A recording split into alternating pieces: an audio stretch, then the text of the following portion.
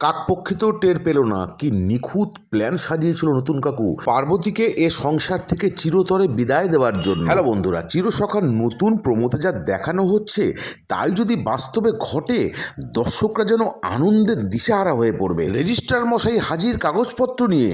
হ্যাঁ, সবাই জানে আজ নতুন কাকু এবং পার্বতীর আইনি বিবাহ সম্পন্ন হবে, কিন্তু পার্বতীর হয়ে সাক্ষী দেবে কে?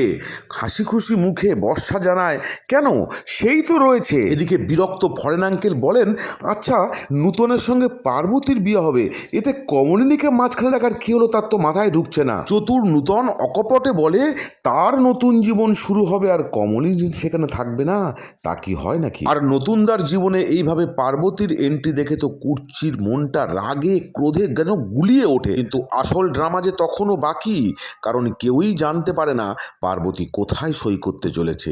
না না, এটা তার বিয়ের রেজিস্ট্রি পেপারে নয়, এটাই হয়তো তার এই সংসার থেকে, নূতনের জীবন থেকে পাকাপাকিভাবে বিদায় নেবার কাগজ। মনের মানুষ নূতনকে কাছে পেতে কমলিনীর সামনে হয়তো আর কোনো বাধাই থাকলো না। যদি এমনটাই ঘটে, নূতনের এই ভূমিকা আপনাদের কেমন লাগলো কমেন্ট করে জানাতে অবশ্যই ভুলবেন না।